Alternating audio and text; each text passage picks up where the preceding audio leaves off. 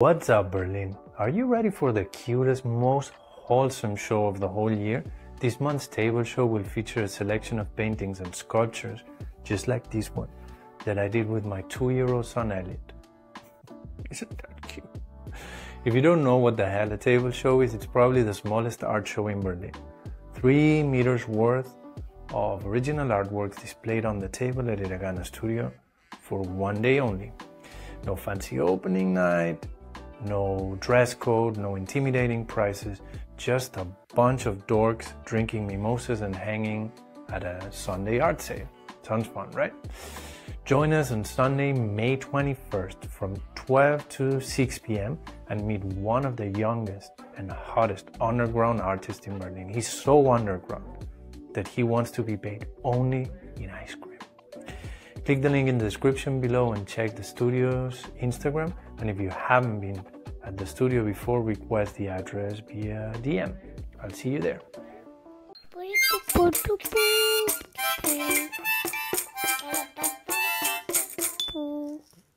Happy May Day! What do you think of this raspy, sexy voice? I've been super sick the whole week. It's the first day that I can come out of bed. And that's what I meant last week about the schedule being a little bit constraining. I cannot yet afford to take a week off. I shouldn't be shooting these, but I chose an easy topic for today that I'm like super passionate about, and I think it doesn't need much research prior to the shooting. I have a giant mug of water that will allow me to make some dramatic pauses. And we're gonna power through this together. May is officially here. No one will see this. Berlin burns on the 1st of May. Everyone is out on the streets, either fucking battling like gladiators, or just partying their asses off as if, you know, that wouldn't be any other Tuesday in Berlin. But with May, I started pushing promo for the table show, and I will continue to terrorize people for the next few weeks. So I wanted to use one of the episodes to explain a little bit what is this thing that I'm talking the whole time about. How can I be doing an art show with my 2-year-old? Why I keep on calling it table show and all that jazz. So the table show, dramatic pause, is essentially kind of like a little art show with a very specific format that we do at Adrià studio. I think I would like to talk more about it in an episode on itself, but in a nutshell, after many years of just being very intimidated by the vibe in the art shows in Berlin and realizing that it's all about networking and that people don't really sell money, or at least in the underground scene, I wanted to try and find a different formula. And I know Berlin is really big in Sunday markets and like secondhand markets and little treasure hunting. So as soon as spring comes out, people go out of the house trying to find affordable, cool little pieces for their home. So I thought, and we have one right next to our studio, to Adrià studio. And I thought it would be interesting not only for the people that are our clients and our followers to keep that as a landmark, not a landmark, but a place in Berlin, I don't know how that's called, where you can go and get affordable original artworks by some of the tattooers that you like, but also the people that live in the neighborhood, that they would do the little round, go through the secondhand markets and then just go a couple corners up, pop by the studio, grab a drink, and check if there's anything that they like. So it's only what feeds on the table. We don't take any of the paintings or any of the artwork that we have hanging on the walls. We don't clear the stations. We just sort of limit the access that the people have to the studio, to the front corridor where the little mini bar is, and then straight to the bathroom. And you find what you find on the table, always at super friendly prices. And people are starting to get that vibe that is not so much a hang around place, although you can come and hang around. It's more where you stop for a minute with the bike, with the bicycle, you go down, you look if there's anything cool that day, and if not, you hop back up and you come next month when the next one is. We started the concept having many artists in one edition, and it felt a little bit overwhelming. And now we started this year doing solo editions, and this will be the second one. So the whole idea of this was to it didn't really start with the idea of putting together a show. It just started like a way that my son and I had of playing, and it ended up turning out so cool that I thought, shit, we have to do something with that. So this is the genesis of it all. My son and I just grabbing any shitty paper that we can get our hands on and doing all sorts of stupid little drawings. Sometimes he just wants to doodle.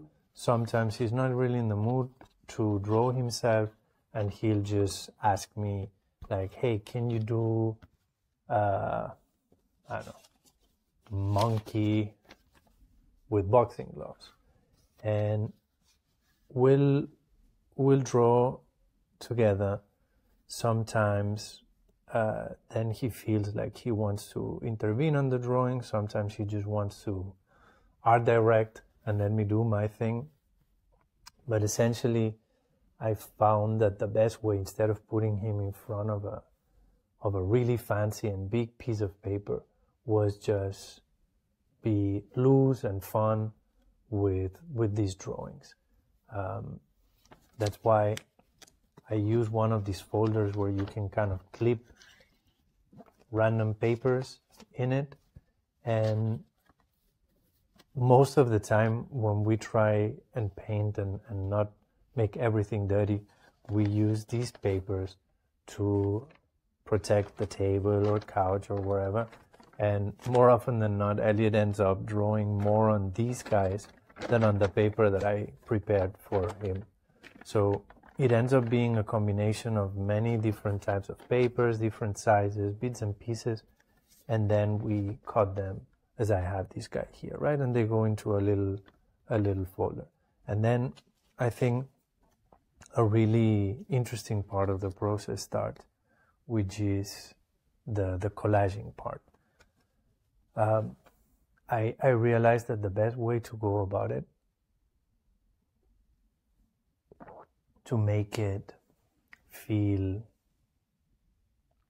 like a game, is to have 10 or 12 different paintings going at the same time, so that you can either check in which mood he's feeling.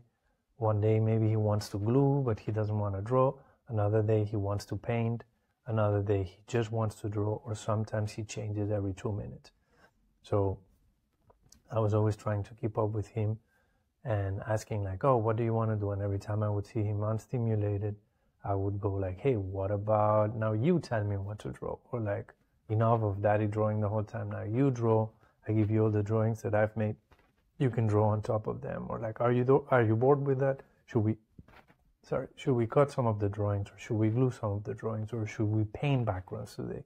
So keeping it very, very fluid with the tasks that we could do, instead of having to focus on one of the drawings until its completion was very helpful.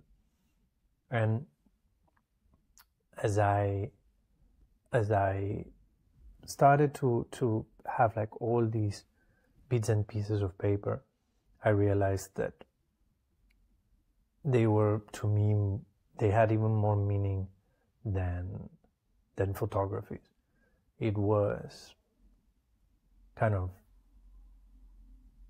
the two of us bouncing off ideas and just having fun and essentially playing, and it was the way you could see a physical representation of the game we had just played, right? So I started putting them together and collaging with him, and he would come up with a completely different narrative. Also bear in mind that these started when he was probably about 9 months old or something like this. He could speak shockingly early. So he was able to explain me elaborate concepts that at first were spinning around the same three subject matters. It was all about ducks and volcanoes and Totoro, like the character from the movie for some reason. And then as he grew older, now he's about to turn 3, things became a little bit more complex, and the ideas that he was describing became more complex. But where I could see him have the most fun with storytelling was with the collage, right? When he was telling me what to draw, he was probably just drawing from, it was too much freedom, I guess. So he would just go and grab the few things that he knew. But when we were essentially putting things together, it was way more like, oh, have that guy, and then this one will be fighting with this one, and put this one on top of the head of this one. And he would create these little scenes, and then wherever he would ask me to put things, I would just glue it. And he had this tendency, he would have like a giant DIN A3 page, but he wanted to stick everything right next to each other, if not on top of each other. That made my OCD twitch like hell. And it was very good also to let go. I could see also how cool and how comfortable I was with that chaotic look. But sometimes when I would lose control, you could see me trying to cheat the formula and go like, hey, what about if we push it that way? And you're like, no, I wanted that. I want it on top of each other, and I want to then paint lines on top of the face. And I was like, really? That's a cool drawing. Like, this is where the lines go. And I'm like, okay, you're the boss. So it was really important that he would have, not only because he's fucking bossy, but also for the integrity of the project, let's say, that these paintings and these little drawings would not be super curated by artist daddy. Okay, familia, no more reading exercises. You know what time it is, I know what time it is. It's donation time. We're of course super thankful if you like, comment, subscribe and share. No complaint there whatsoever. But we also need some money. A man has to eat. That's why we've launched a GoFundMe campaign to collect donations not only for this channel but also to help support my other 2 projects, New Fob and Hiragana Studio, which are like my babies, and both of them, not one but both of them, are non-profits that support independent tattooers. The work that I do there is pro bono. It is a really fancy way to say for free. So the cool thing about GoFundMe compared to other crowdfunding platforms is that it's not all or nothing. This means that you don't need to reach the campaign's goal to have access to the donations. So every donation that you send minus a little percentage for the platform will find its way to us and help us sustain these projects. Click the link in the description below, read a bit more about the campaign, and help us continue the good work.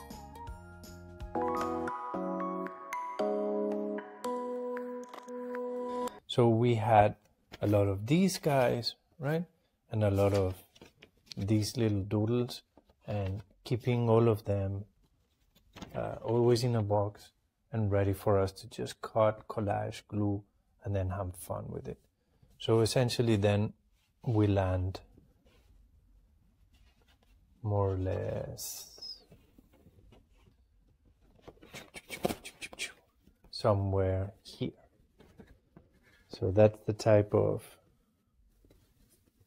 pieces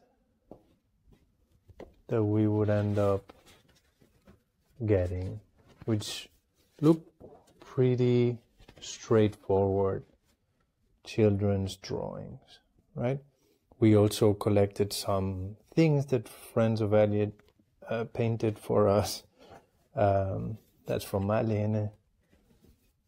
And then some of them are not so much collage, but are more, because that day, for whatever reason, he feels that doesn't need a lot of stuff. He wants to paint something big. But you can see these could be hanging in any like daycare or in any little school. And also, of course, the way I'm drawing is very childlike. It's not only that here is made by my friend Fetcha. That again, another one from Marlene. It's not only that I think it matches the aesthetic. It's also I don't wanna have to tell him the whole time like, stop, sit there, don't touch me, don't push me, I'm drawing. So I draw super fast, super loose, so that this doesn't become ever like a boring process for him. When he asks me draw a horse or a giraffe or whatever, I don't want him to have to see 2 minutes, staring at something that he doesn't understand what it is, until I go like, wait a minute, with the shadings you will understand. So it's always like really fast ideas. He's sitting on top of me, he's moving, he's like kicking my hand, so things come as they come. And yeah, then there's a few where there's not even any of my drawings that we really put together, just his doodles, including some like this one here, for example, that I didn't yet touch at all, or this one, because I like them so much as they are that I often try and let him, or like ask him if he would be okay with not adding one of my drawings, and sometimes he says yes, and sometimes he says like, no, that's boring, I want you to draw, I don't know, like a squirrel there, or like a Spider-Man. There's a lot of Spider-Mans. So then from there we go more or less to places like this, right? That's stupid doodle that my wife sometimes draws, and we start adding some background color, and from there it starts getting messy. And then essentially we just keep on reworking them until, and that's a very, very important part of the equation, until he decides now it's enough. And that's been a fascinating part of the process with him. He totally knows when enough is enough, and it doesn't matter how hard I try to push and go like, oh, but this one doesn't really have any, like any part that stands out, or maybe we could put a little bit more color, like this one, for example. I feel it's really cool, but it's off from the rest because it doesn't have a background color, and he was almost like yelling at me like, this one does not get background color. And I was like, okay, you're the boss. So it's been interesting also to discover how much how absolutely dependent I am on figuration or figurative or whatever, or like drawing things and not keeping everything abstract. He can go back and forth and doesn't give a fuck, and he's very obsessive, like a real artist would, but I don't think it's him. I imagine it's all toddlers, but they have these recurring images, and they just repeat them the whole time, and they don't care that it's been already overused. That's Theo Mike. That's a famous tattooer, you guys. Not called Mike at all. But my son just does the same with people. Like, you should not be called Matt, okay? You're Theo Mike. Shut up. From now on, you will be known as Theo Mike. So yeah, then we paint, we let them dry. I ask him, do you think this one is done? And he goes like, no, I think this one needs more stuff. And then we put more stuff. Then sometimes we paint on top. So essentially, it's just trying to use the same paper to record the drawing afternoons. We have several drawing afternoons in one single drawing, and I think it's taught me a lot about how non-engineered storytelling inside paintings can work, how you can see the painting going in one direction and then him just dynamiting that bridge and moving in a different direction, and then there's chunks and bits and pieces of things that were supposed to be and they never became, and he doesn't care. He feels zero attached by the plan. He would put Spider-Man everywhere, dogs everywhere, volcanoes everywhere, and he, like I was saying, knows perfectly when a piece is fully done. So I feel like for as much as we've both learned, I don't know that he's learned a lot. I mean, yes, I've teach him how to paint without making an absolute mess, and how to keep the paint, the brush wet, and how to properly stick, and how to cut paper without him cutting his fingers, like regular shit that any other parent would teach a kid. But I think he's taught me way more than I could ever teach him, right? But where I do have the feeling that, and I don't think it's him, I think again it's any other toddler who has the same problems, I know for sure, is with sharing and this feeling of entitlement, especially with physical things, right?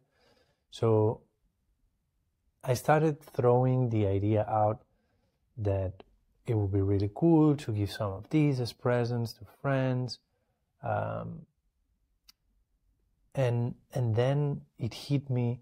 I knew I wanted to do something. In my head, I felt so attached to them that I thought, I don't know, I think I'll just scan them and maybe we can make a little book, and then I can, send some copies to friends and family.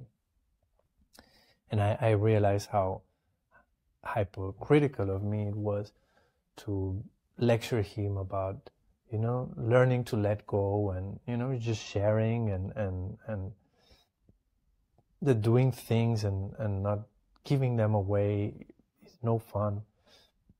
But here I am bunkering all these drawings and all these like magical, whimsical paintings, and not essentially doing what I'm preaching, right? So I went like, look, this is gonna be another opportunity for us both to learn at the same time.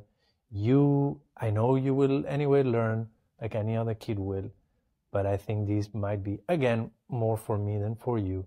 we're gonna make a show, and we're gonna hopefully have some friends and family come over, take them as memories, and he will hopefully not start crying and throwing a tantrum saying that everyone is stealing his shit. Every time that he's not been in the mood to paint, we've also fooled around with it. Started the idea, we were both really fascinated with videos of restorations of old kind of metal toys from the 70s,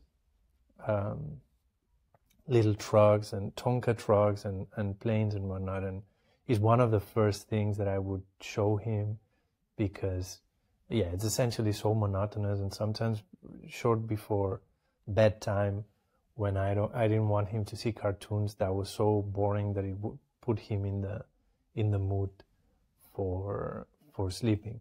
So the first idea was to build our own toys, and then I realized that this is absolutely dangerous.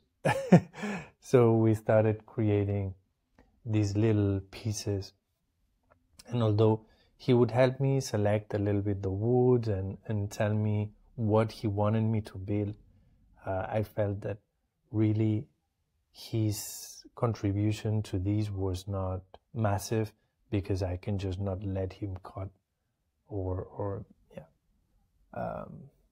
paint with super hardcore acrylic paint or whatnot. So we essentially planned them together, then we kind of build them together, but of course I took the lead, and then I would just give him these perfectly painted pieces, and then he would just go bananas with an netting, and I think it gives them a cool look. So now I hope especially someone buys these, we get them out of the house, and who knows, maybe start a career also as a sculptor. So yeah, these, I don't know, has been one of the if not the most fun I've ever had preparing a show. I knew already about a year ago that I wanted to turn it into a show, but I thought it wouldn't be ready by the time the last season was closing. So we had a ton of time to prepare. We took it as a game. There's a lot of material. I have the feeling it has not been stressful. I have learned a shit ton, and it has set a very, very high standard for what I think a show should be moving forward. I think I would often put myself in certain spots and situations just for the well-being of the show, and I was not willing to put my son through that. And I think I learned through doing things a different way out of love for my son what is the best way to do them also for myself. So I think it has set a new standard of not so much how I want to do things moving forward, but I know now how I'm not willing to do things again moving forward. May 21st at Hiragana Studio, just one day from 12 p.m. to 6 p.m. It's the only place where these will be able to be purchased. Maybe someday in the future I'll put them online for sale, but I want to just make it almost like a family reunion, and then I will honestly be happy of every single piece that is left after that day. So maybe that will be another lesson on letting go, let it go from Frozen 2.0. But as of right now, my plans are only for that one day. So if you're in Berlin and you don't have plans that Sunday, pop by, grab a drink with us, get to know my magical, whimsical, almost 3-year-old underground artist. He's super fun, and he will be mansplaining you every single thing about these drawings, and hopefully not pulling your pants and trying to rip away the drawing from your hand. I think this is all for today. More than enough. I hope that the voice registered still with the raspiness and the sexiness through the microphone. And I'm gonna try not to drag the end. This has been it. I'll see you next week.